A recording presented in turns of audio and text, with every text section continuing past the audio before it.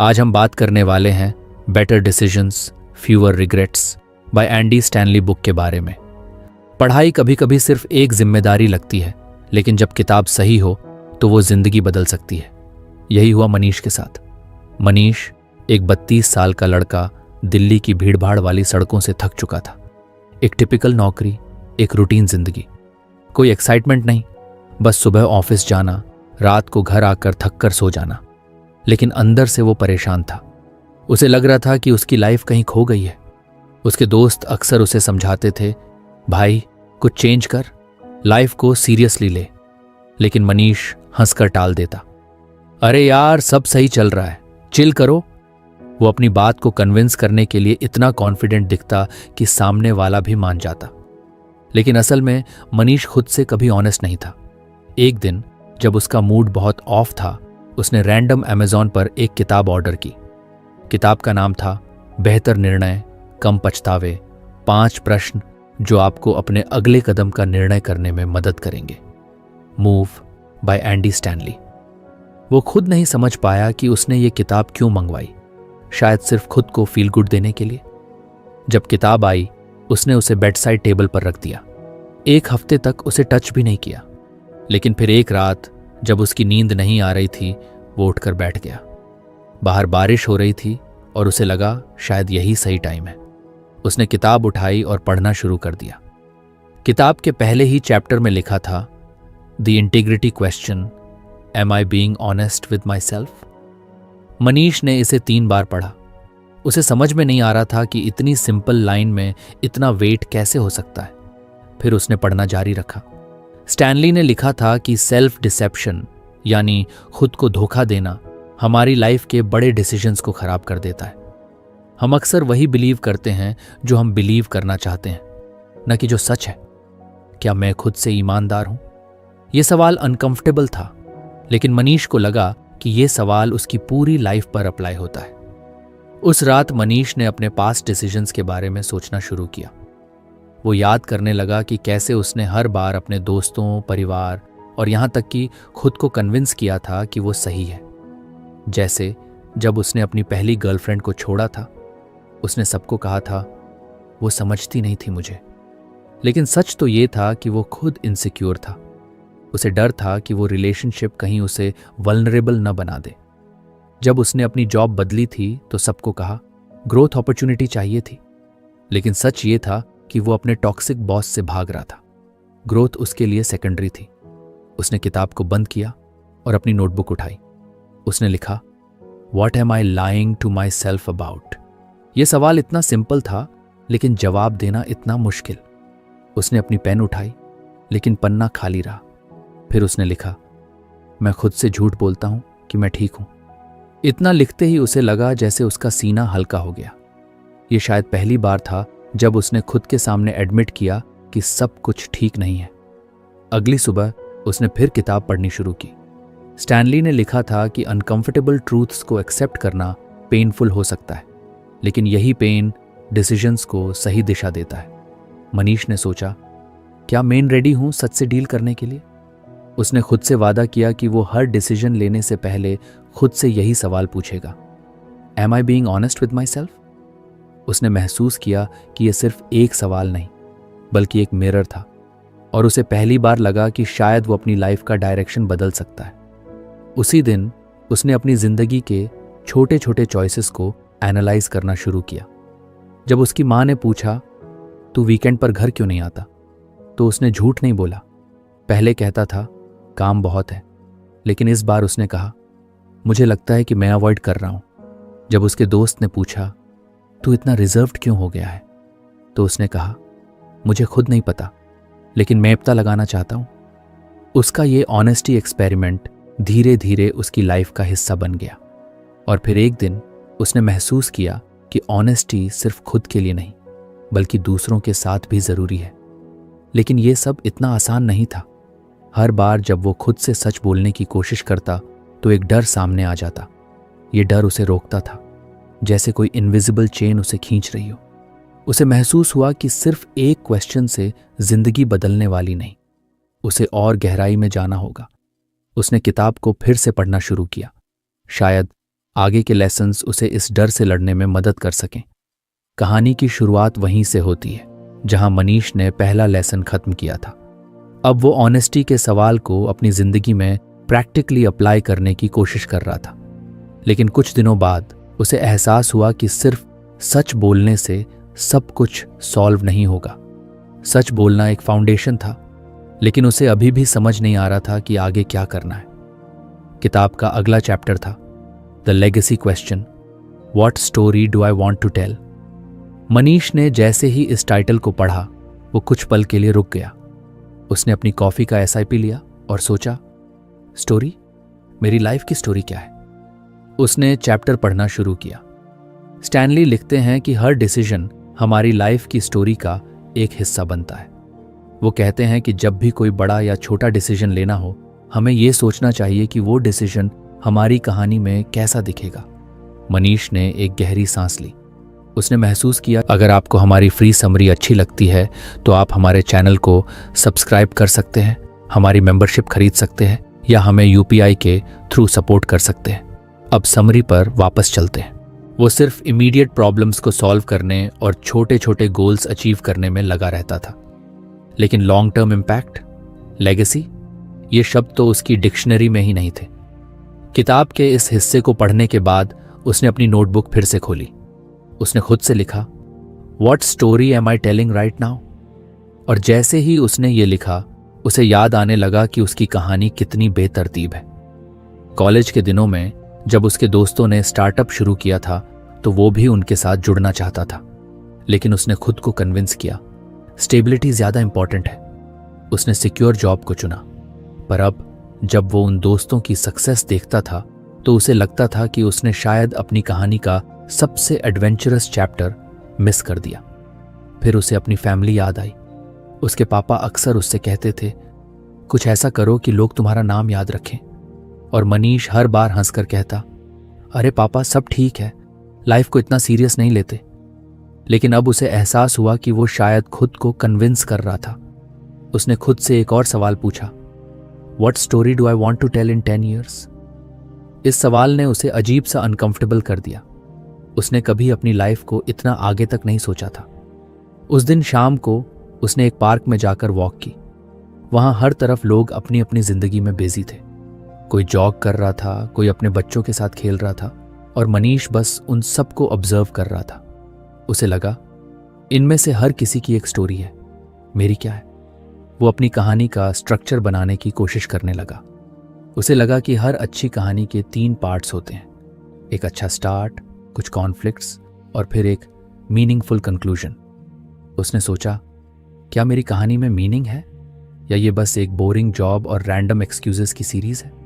किताब में आगे स्टैनले ने लिखा था कि हमें निर्णय ऐसे लेने चाहिए जो हमारी मूल्य और इच्छित परिणामों के साथ संरेखित हों। मनीष को महसूस हुआ कि उसकी निर्णय अक्सर अल्पकालिक सुविधा के लिए होते थे, न कि किसी बड़ी पिक्चर को ध्यान में रखकर। अब उसे एक्शन लेना था। उसने अपने छोटे छोटे डिसीजंस को लेगेसी पर्सपेक्टिव से देखना शुरू किया। जब उसके दोस्त ने पूछा, तू वीकेंड्स पर नेटफ्लिक्स देखता रहता है, कुछ एक्साइटिंग क्यों नहीं करता, तो उसने पहले की तरह डिफेंसिव होने की बजाय कहा, शायद तुम्हारी बात सही है, मुझे कुछ नया ट्राई करना चाहिए। उसने वीकेंड पर एक राइटिंग वर्कशॉप ज्वाइन की। उसने सोचा, अगर मेरी कहानी में मीनिंग चाहिए तो मुझे इसे लिखना सीखना होगा। एक दिन ऑफिस में उसका बॉस उससे किसी प्रोजेक्ट पर जल्दी डिसीजन लेने को कह रहा था। मनीष को लगा कि वो डिसीजन सही नहीं है, लेकिन बॉस की प्रेशर में उसने पहले कभी मना नहीं किया था। लेकिन इस बार उसने रुक कर खुद से पूछा, क्या मैं ये डिसीजन अपनी कहानी का हिस्सा बनाना चाहूंगा। उसने पोलाइटली मना कर दिया और सरप्राइजिंगली बॉस ने उसकी बात मानी। मनीष अब अपने हर छोटे बड़े चॉइस को अपनी कहानी के कॉन्टेक्स्ट में देखने लगा। लेकिन ये इतना स्मूथ नहीं था। कुछ चॉइसेस बहुत चैलेंजिंग थी। एक बार उसकी पुरानी गर्लफ्रेंड ने उसे कॉल किया। वो दोनों अलग हो गए थे, लेकिन वो कॉल उसकी जिंदगी में एक नया कॉन्फ्लिक्ट लेकर आया। उसने सोचा, अगर मैं उससे फिर से बात करना शुरू करता हूं तो क्या ये मेरी कहानी को बेहतर बनाएगा या इसे और कॉम्प्लिकेटेड कर देगा। उसने खुद से पूछा, what story do I want to tell about this relationship. और ये सवाल पूछने के बाद उसने धीरे धीरे उससे दूर रहने का फैसला किया। मनीष को अब यह समझ में आने लगा था कि डिसीजंस सिर्फ एक्शंस नहीं हैं, वो हमारी जिंदगी की स्क्रिप्ट लिखते हैं। और अगर स्क्रिप्ट बोरिंग या मैसी लग रही है तो उसे चेंज करने का पूरा कंट्रोल हमारे पास है। लेकिन फिर भी कई सवाल थे जिनके जवाब उसे नहीं मिल रहे थे, जैसे क्या मैं सही डायरेक्शन में जा रहा हूं, और क्या मैं खुद को सिर्फ कन्विंस कर रहा हूं कि मैं सही चॉइसेस ले रहा हूं। यहीं पर उसने किताब का अगला चैप्टर खोलने का फैसला किया। उसने सोचा, शायद अगला सवाल मेरी इस उलझन का जवाब दे सके। मनीष की जिंदगी अब धीरे धीरे बदल रही थी। वह छोटे छोटे डिसीजंस को ज्यादा कॉन्शियसली लेने की कोशिश कर रहा था। Am I being honest with myself, और क्या कहानी मैं सुनाना चाहता हूं। जैसे सवाल उसकी जिंदगी में गाइड पोस्ट्स की तरह काम करने लगे थे। लेकिन बदलाव की यह जर्नी इतनी स्मूथ नहीं थी। एक दिन जब वो ऑफिस से घर लौट रहा था, उसे एक पुराने दोस्त सिद्धार्थ का कॉल आया। सिद्धार्थ ने उसे बताया कि वो एक नया बिजनेस वेंचर शुरू कर रहा है और चाहता है कि मनीष उसमें इन्वेस्ट करे। मनीष को यह आइडिया अच्छा लगा, लेकिन उसके अंदर एक हल्की सी अनीज भी थी। उसे समझ नहीं आ रहा था कि वो हाँ कहे या ना। उस रात मनीष ने किताब का अगला चैप्टर पढ़ने का फैसला किया। चैप्टर का टाइटल था the conscious question, is there a tension that deserves my attention. Manish ने इस लाइन को पढ़ा और तुरंत उसे अपनी करंट सिचुएशन याद आ गई। उसने सोचा, क्या मेरी इस हल्की सी अनीज का मतलब कुछ हो सकता है? स्टैनली ने चैप्टर में लिखा था कि जब भी किसी डिसीजन को लेकर टेंशन या डिस्कंफर्ट हो, उसे नजरअंदाज नहीं करना चाहिए। ये टेंशन हमारे कॉन्शियस यानी हमारी अंतरात्मा की आवाज हो सकती है। कई बार हम इस वॉइस को दबाने की कोशिश करते हैं, लेकिन यही वो मोमेंट्स होते हैं जब हमें पॉज लेना चाहिए। मनीष ने अपनी नोटबुक निकाली और लिखा, Why do I feel uneasy about investing in Siddharth's business? वो कुछ देर तक ब्लैंक पेज को देखता रहा।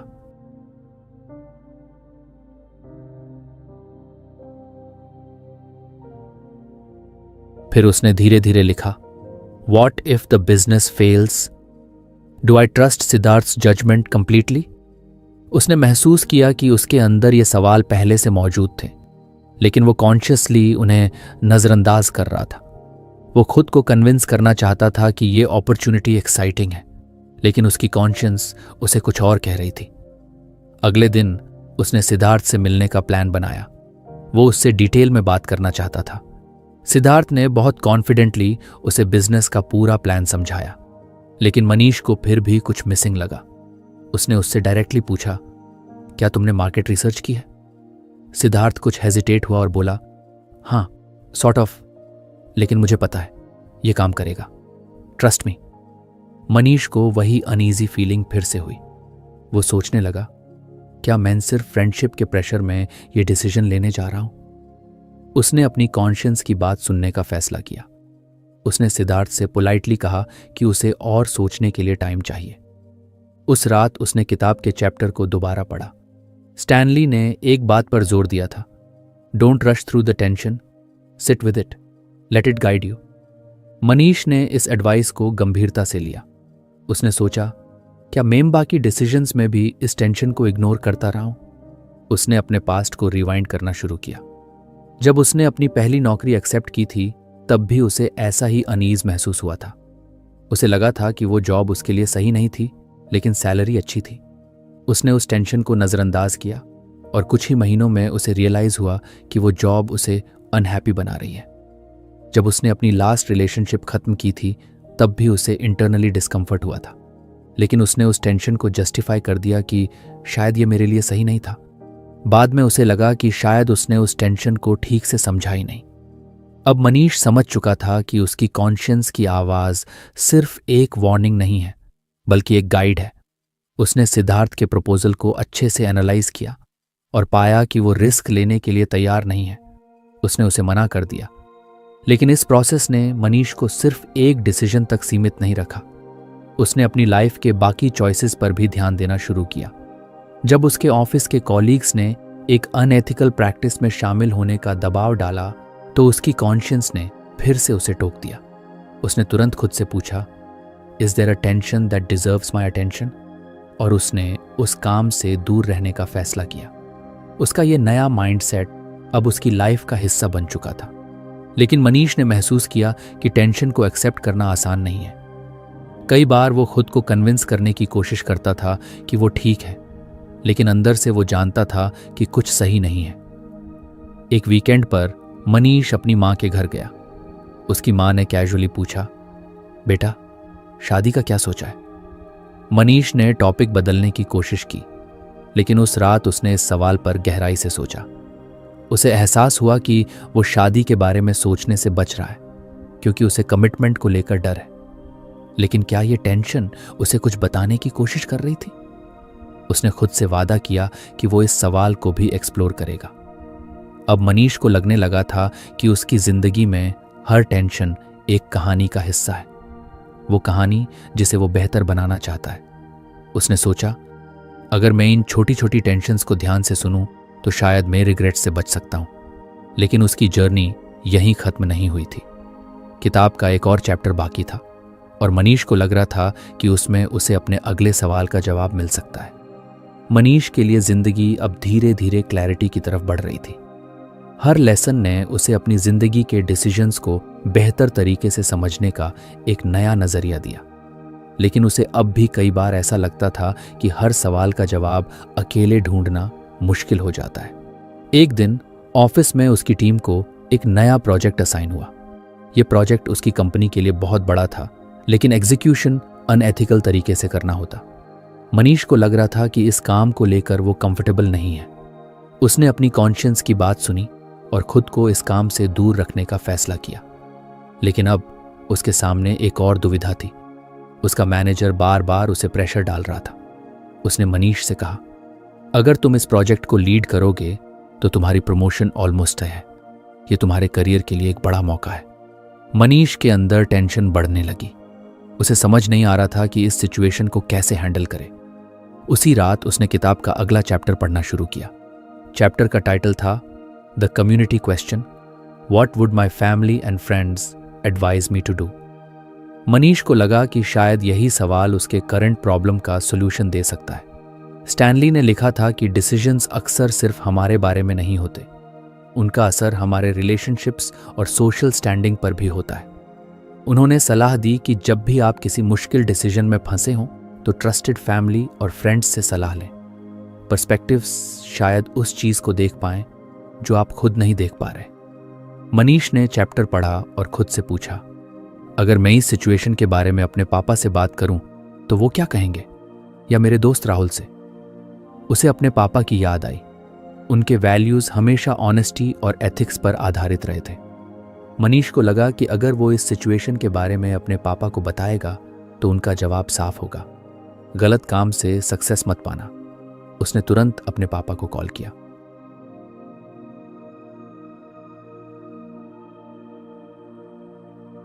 पापा ने उसकी पूरी बात सुनने के बाद कहा, मनीष, प्रमोशन और पैसा इंपॉर्टेंट है, लेकिन अगर ये तुम्हारे प्रिंसिपल्स के खिलाफ है तो तुम्हें खुद से सवाल पूछना चाहिए, क्या तुम इस डिसीजन के साथ आराम से जी पाओगे? मनीष को उनकी बात लॉजिकल लगी, लेकिन फिर भी उसे क्लैरिटी पूरी तरह नहीं मिली। उसने अपने बेस्ट फ्रेंड राहुल से भी बात की। राहुल ने कहा, देख भाई, करियर इंपॉर्टेंट है, लेकिन अगर इस प्रोजेक्ट की वजह से तुम खुद को लूज करने लगो तो वो प्रमोशन तुम्हारे किसी काम का नहीं होगा। लॉन्ग टर्म में तुम्हें अपनी वैल्यूज के साथ अलाइन रहना होगा। इन डिस्कशंस ने मनीष को कुछ राहत दी। उसने महसूस किया कि डिसीजंस को कम्युनिटी के पर्सपेक्टिव से देखना उन्हें ज्यादा बैलेंस्ड और प्रैक्टिकल बनाता है। अगले दिन मनीष ने एक और एक्सपेरिमेंट किया। उसने अपनी क्लोज कॉलीग नेहा से भी इस बारे में बात की। नेहा ने कहा, मनीष, अगर तुम इस प्रोजेक्ट को रिजेक्ट करोगे तो शायद तुम्हारे मैनेजर को बुरा लगे, लेकिन अगर तुम इसे एक्सेप्ट करते हो और बाद में पछताते हो तो क्या ये तुम्हारे लिए सही होगा? मनीष को रियलाइज हुआ कि उसके आसपास के लोग उसकी सिचुएशन को अलग अलग एंगल्स से देख पा रहे थे। हर कोई उसे वही बता रहा था जो उसकी कॉन्शियंस भी कह रही थी। उसने फाइनली प्रोजेक्ट को डिक्लाइन करने का फैसला किया। उसने अपने मैनेजर से कहा, मैं इस काम को लेकर कंफर्टेबल नहीं हूं। मैं ऐसे प्रोजेक्ट्स पर काम करना चाहता हूं जो एथिकली सही हों। हालांकि मैनेजर इनिशियली नाराज हुआ, लेकिन मनीष ने महसूस किया कि उसने सही डिसीजन लिया।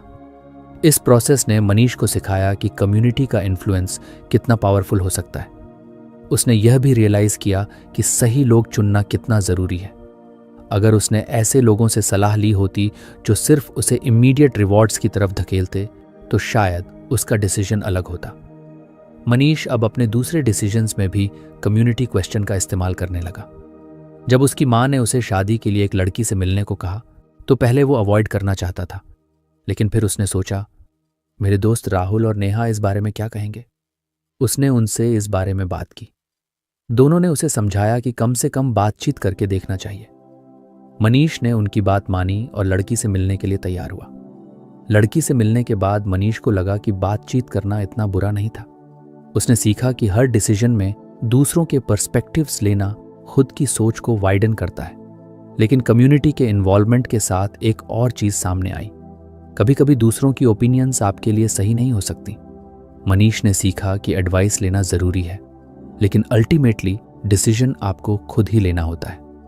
एक और सिचुएशन में मनीष ने अपनी सेविंग्स को एक रिस्की म्यूचुअल फंड में इन्वेस्ट करने का सोचा। उसने अपने दोस्त राहुल और एक फाइनेंशियल एडवाइजर से बात की। दोनों ने उसे इसके रिस्क्स बताए, लेकिन मनीष का गट फीलिंग कुछ और कह रहा था। उसने उस इन्वेस्टमेंट को रिजेक्ट कर दिया। बाद में जब वो म्यूचुअल फंड मार्केट क्रैश हुआ, तो मनीष को पता चला कि उसने सही डिसीजन लिया था। अब मनीष के लिए हर डिसीजन एक कोलैबोरेटिव प्रोसेस बन चुका था। वो अपनी फैमिली और ट्रस्टेड फ्रेंड्स की सलाह को अपनी कॉन्शियंस के साथ बैलेंस करना सीख चुका था। उसने सीखा कि कम्युनिटी के साथ कंसल्ट करना डिसीजंस को ज्यादा प्रैक्टिकल और ग्राउंडेड बनाता है। लेकिन मनीष को यह भी पता था कि अभी उसकी जर्नी खत्म नहीं हुई थी। उसने किताब का अगला चैप्टर खोलने का मन बनाया, क्योंकि हर लेसन उसे अपनी जिंदगी के एक नए पर्सपेक्टिव से रूबरू करा रहा था। मनीष की जिंदगी में अब काफी बदलाव आ चुका था। किताब के हर नए चैप्टर ने उसे अपनी डिसीजंस को एक नई रोशनी में देखने का मौका दिया था। उसने ऑनेस्टी, लेगेसी, कॉन्शियंस और कम्युनिटी जैसे बड़े सवालों का जवाब ढूंढ लिया था। लेकिन अब उसे महसूस हो रहा था कि यह सब ठीक है, लेकिन कुछ और जरूरी सवाल भी हैं। क्या उसके डिसीजंस सिर्फ उसके लिए ही अच्छे हैं? क्या वो दूसरों के लिए भी सही कर रहा है? एक दिन जब वो अपनी ऑफिस की एक मीटिंग से बाहर निकला, तो उसका फोन बजा। ये कॉल उसकी छोटी बहन साक्षी का था। उसने तुरंत फोन उठाया। भैया, तुमसे एक जरूरी बात करनी है। मनीष ने फोन पर उसकी आवाज में चिंता महसूस की। क्या हुआ साक्षी? भैया, मुझे लगता है कि मेरी शादी के लिए जो रिश्ता पापा ने तय किया है वो सही नहीं है। मैं इसके लिए तैयार नहीं हूं। मनीष को समझ में नहीं आया कि साक्षी ऐसा क्यों महसूस कर रही थी। पापा ने हमेशा साक्षी की जिंदगी के बारे में फैसला किया था और वो हमेशा इस फैसले से सहमत रही थी। लेकिन अब अचानक उसकी चिंता ने मनीष को गहरे सोचने पर मजबूर कर दिया। उसने साक्षी से पूछा, तुम इस शादी के बारे में क्यों महसूस नहीं कर रही हो? क्या तुम्हें लगता है कि तुम अपने फैसले से पीछे हट सकती हो? साक्षी ने जवाब दिया, भैया, मैं समझती हूं कि पापा का डिसीजन सही है, लेकिन मुझे लगता है कि इस शादी से मैं अपने आप को खो दूंगी। मैं इसे सिर्फ इसलिए मान लूंगी क्योंकि यह सही है या पापा चाहते हैं, लेकिन फिर मुझे लगेगा कि मैं खुद को समझौता कर रही हूं। मनीष के मन में एक हलचल सी हुई। उसे महसूस हुआ कि साक्षी को जो बात परेशान कर रही थी वो सिर्फ उसके परिवार के एक्सपेक्टेशंस नहीं थे, बल्कि उसे अपनी खुद की फीलिंग्स और डिजायर्स के बीच संतुलन बनाना था। यह सवाल अब उसके लिए नया था। What does love require of me? वो किताब में वापस लौटा और पढ़ने लगा। स्टैनली ने इस चैप्टर में यह सवाल पूछा था, What does love require of me? यह सवाल हमें अपनी डिसीजंस में दूसरों की जरूरतों और भावनाओं को ध्यान में रखने के लिए प्रेरित करता है। जब हम दूसरों से प्यार करते हैं तो हम उनके भले के लिए काम करते हैं, न कि सिर्फ अपनी इच्छाओं या फायदे के लिए। मनीष ने किताब में एक लाइन पढ़ी, प्यार अपने निर्णयों को सही साबित करने के लिए नहीं देखता, वह दूसरों के लिए बलिदान करने के लिए एक तरीका ढूंढता है। इस लाइन ने उसे झकझोर दिया। उसने महसूस किया कि उसे अपनी बहन के मामले में वही करना चाहिए जो उसके लिए सही है, भले ही यह पापा की उम्मीदों के खिलाफ क्यों ना हो। उसने साक्षी से कहा, तुम सही कह रही हो, तुम्हारी फीलिंग्स और डिजायर्स बहुत मायने रखती हैं। अगर तुम्हें लगता है कि तुम्हें इस शादी के लिए तैयार नहीं हो, तो तुम्हारा कहना बहुत जरूरी है। तुम अपनी आवाज उठाओ और पापा को बताओ कि तुम्हें क्या चाहिए। साक्षी को पहले कुछ डर था, लेकिन मनीष की बातों ने उसे साहस दिया। उसने परिवार से बात की और धीरे धीरे पापा ने उसकी फीलिंग्स को समझा। पापा ने कहा, अगर तुम दोनों खुश नहीं हो तो यह रिश्ता नहीं हो सकता। तुम्हारी खुशी हमारी खुशियों से ज्यादा महत्वपूर्ण है। मनीष को समझ में आया कि प्यार सिर्फ परिवार और दोस्तों तक सीमित नहीं है, बल्कि इसे दूसरों के साथ भी फैलाना होता है। उसने देखा कि साक्षी का फैसला न केवल खुद को बल्कि पूरे परिवार को सिखाने वाला था कि हम अपने निर्णयों में दूसरों के भले को कैसे प्राथमिकता दे सकते हैं। लेकिन अब मनीष को लगा कि उसे खुद अपने डिसीजंस में प्यार की भावना को और गहराई से समझने की जरूरत है। उसे यह महसूस हुआ कि उसके द्वारा किए गए कुछ डिसीजंस सिर्फ अपनी आरामदायक स्थिति के लिए थे और उसने कभी उन लोगों के बारे में नहीं सोचा जिन पर उनका असर पड़ सकता था। एक दिन ऑफिस में उसके एक कॉलीग ने उसके पास आकर कहा, मनीष, तुमने जो डिसीजन लिया था पिछले महीने वो काफी अच्छा था, लेकिन क्या तुमने कभी सोचा कि वो डिसीजन पूरी टीम पर कितना असर डालता है? यह सवाल उसे चौंका गया। अब तक वह सिर्फ अपने फायदे के बारे में सोचता था, लेकिन उस एक सवाल ने उसे यह समझने की प्रेरणा दी कि किसी भी फैसले के लिए उसकी जिम्मेदारी सिर्फ खुद तक सीमित नहीं होनी चाहिए। उसे यह भी याद आया कि जब उसने पिछले साल किसी और प्रोजेक्ट में अपने दोस्त राजेश के साथ काम किया था तो उसने उसे अकेला छोड़ दिया था, क्योंकि वो प्रोजेक्ट उसे खुद करना आसान लगता था। राजेश ने उसे कई बार मदद के लिए कहा था, लेकिन उसने उसे नजरअंदाज किया। अब उसे समझ में आया कि प्यार और सहानुभूति का मतलब दूसरों के साथ अपने निर्णयों में सहयोग करना है। उसने राजेश से मिलकर माफी मांगी और उसे विश्वास दिलाया कि अगली बार वह उसे अकेला नहीं छोड़ेगा। उसने महसूस किया कि जब वह खुद को दूसरों की जगह रखकर देखता है तो उसकी खुद की पर्सपेक्टिव भी बदल जाती है। उसे समझ में आया कि प्यार और एम्पैथी के साथ फैसले लेने से न सिर्फ उसका खुद का जीवन बेहतर होता है, बल्कि उसके फैसले दूसरों की जिंदगी को भी प्रभावित करते हैं। इसके बाद मनीष ने खुद से एक सवाल पूछा, क्या मुझे अपने काम और पर्सनल लाइफ में भी यही अप्रोच अपनानी चाहिए? उसने महसूस किया कि प्यार और सहानुभूति सिर्फ रिश्तों तक सीमित नहीं है। अगर वह अपनी कंपनी में काम करने वाले लोगों के बारे में सोचता तो उसकी टीम भी और बेहतर काम करती। वह अपने कॉलीग्स से बातचीत करने और उन्हें समझने की कोशिश करने लगा। इससे न सिर्फ उसके काम का माहौल बेहतर हुआ, बल्कि उसके रिलेशनशिप्स भी मजबूत हुए। एक दिन जब वो अपने पुराने स्कूल में बच्चों को मोटिवेशनल टॉक देने गया, उसने वहां के एक बच्चे से पूछा, तुम लोग किसके लिए मेहनत करते हो? बच्चे ने जवाब दिया, हमारे माता पिता के लिए, ताकि वो हम पर गर्व कर सकें। मनीष को यह सुनकर महसूस हुआ कि बच्चों का प्यार और सम्मान भी उतना ही जरूरी है। उसने सोचा, क्या मैं अपनी जिंदगी में ऐसे लोगों के लिए काम कर रहा हूं जो मुझसे प्यार करते हैं? मनीष ने अपने जीवन के डिसीजंस में प्यार को सबसे ऊपर रखा। वह अब महसूस करने लगा था कि प्यार हमें सिर्फ हमारे खुद के लाभ के लिए नहीं, बल्कि समाज और उसके सभी लोगों के भले के लिए काम करने की प्रेरणा देता है। अब मनीष को यह समझ आ चुका था कि अगर हम चाहते हैं कि हमारे फैसले सही हों, तो हमें पहले यह सोचने की जरूरत है कि दूसरे लोग कैसे प्रभावित हो सकते हैं। यही वह समय था जब उसने अपनी जिंदगी के फैसलों में सच्चे प्यार और सहानुभूति को सबसे ऊपर रखा। मनीष की जिंदगी में अब एक नई दिशा आ चुकी थी। हर लेसन ने उसे कुछ और परिपक्व किया था। किताब का हर सवाल, हर विचार उसे और ज्यादा सोचने, समझने और महसूस करने के लिए प्रेरित कर रहा था। वह पहले से ज्यादा कॉन्शियस था कि उसके डिसीजंस अकेले उसके लिए नहीं होते, बल्कि वो समाज, परिवार और उसके आसपास के लोगों के लिए भी मायने रखते हैं। वह अब किसी भी डिसीजन को लेने से पहले उसकी गहराई से सोचता, उसे अपनी कॉन्शियंस से परखता और फिर दूसरों के नजरिए को भी समझने की कोशिश करता। वह अक्सर सोचता कि यह बदलाव कहाँ से शुरू हुआ था। क्या वह पहले की तरह सिर्फ अपने फायदे के बारे में सोचता रहता? क्या वह कभी किसी डिसीजन में दूसरों के भले के बारे में नहीं सोचता था? किताब के हर चैप्टर ने उसे अपनी इंटरनल और एक्सटर्नल दोनों दुनिया को देखने का एक नया तरीका दिया। उसे अब यह समझ में आने लगा था कि प्यार और सहानुभूति के बिना कोई भी डिसीजन कभी पूरी तरह सही नहीं हो सकता। अब जब वह अपने दोस्तों या परिवार के साथ बैठकर बातें करता, तो वह पहले की तुलना में ज्यादा ईमानदारी से अपनी बातों को साझा करता था। वह जानता था कि किसी भी रिलेशनशिप में ट्रांसपेरेंसी और एम्पैथी सबसे जरूरी चीजें होती हैं।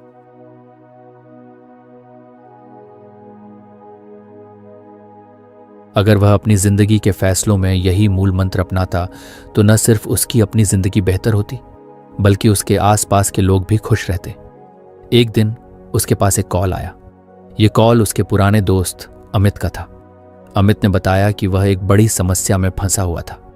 उसका एक बड़ा बिजनेस डील लगभग खत्म हो चुका था क्योंकि उसके कुछ बिजनेस पार्टनर्स अनएथिकल तरीके से काम कर रहे थे। अमित परेशान था और वह जानता था कि अगर वह इस डील को बंद करता है तो वह अपने करियर को बड़ा झटका देगा। मनीष ने तुरंत ही उसे समझाया, अमित, तुम्हारे फैसले से सिर्फ तुम्हारी जिंदगी नहीं बदलने वाली है, ये उन लोगों की जिंदगी को भी प्रभावित करेगा जो तुमसे जुड़े हुए हैं। अगर तुम अपने पार्टनर्स के साथ इस डील को आगे बढ़ाते हो तो सिर्फ तुम नहीं, बल्कि तुम्हारी टीम और उनके परिवार भी इससे प्रभावित होंगे। क्या तुम उनके भले के बारे में सोच रहे हो? अमित कुछ देर तक चुप रहा और फिर उसने कहा, तुम सही कह रहे हो मनीष, मैंने सिर्फ खुद के बारे में सोचा था। मुझे लगता है कि मैं अब इस डील को बंद कर दूं और अपना रास्ता अलग कर लूं। मनीष को महसूस हुआ कि कभी कभी सिर्फ किसी के साथ बैठकर और उसके विचारों को समझकर भी हम किसी बड़े बदलाव का हिस्सा बन सकते हैं। यही उसने अपने सभी डिसीजंस में अपनाया था, प्यार, सहानुभूति और जिम्मेदारी के साथ। जब उसने अपनी बहन साक्षी से कहा था कि वह अपनी जिंदगी के फैसले खुद ले, तो उसने न केवल अपने परिवार के बारे में सोचा, बल्कि उसे यह भी समझ आया कि प्यार का मतलब है दूसरों को उनके फैसले लेने का अधिकार देना। उसी तरह उसने खुद को भी सिखाया कि सही फैसले लेना कभी आसान नहीं होता, लेकिन अगर वो अपने आसपास के लोगों की भलाई को प्राथमिकता दे तो वह कभी गलत नहीं हो सकता। समय के साथ मनीष ने अपनी कंपनी में एक नई पहल की। वह टीम के सभी लोगों के साथ बैठकें करने लगा, उन्हें समझने की कोशिश करने लगा। वह जानता था कि अगर उसे किसी भी प्रोजेक्ट या टास्क को सही ढंग से पूरा करना है तो उसे हर किसी की भावना और ज़रूरत को समझना होगा। वह अब एक नए तरीके से काम करने लगा, जहां हर व्यक्ति की आवाज़ सुनी जाती थी और हर किसी के निर्णयों को सम्मान दिया जाता था। एक दिन जब उसकी टीम ने एक मुश्किल प्रोजेक्ट पूरा किया तो उसके साथियों ने उसकी सराहना की।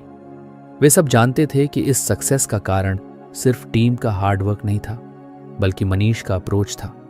उसे हर किसी की चिंता और दिल की बात सुननी आती थी। वह अपने आप को कभी भी ज्यादा बड़ा या जरूरी नहीं मानता था, बल्कि हर किसी की भूमिका को समान रूप से महत्व देता था। उसने महसूस किया कि जिंदगी के सबसे अच्छे फैसले वो होते हैं जब हम खुद से सवाल करते हैं, What does love require of me? ये सवाल उसके लिए अब जिंदगी का मूल मंत्र बन चुका था। उसकी सोच और निर्णय अब केवल खुद के भले के बारे में नहीं थे, बल्कि उन लोगों के बारे में भी थे जिनकी जिंदगी पर उसके फैसलों का असर होता था। कुछ समय बाद मनीष ने अपने जीवन के अगले चरण की ओर कदम बढ़ाया। वह अब सिर्फ अपने लिए नहीं, बल्कि उन सभी के लिए सोचता था जो उसके साथ जुड़े हुए थे।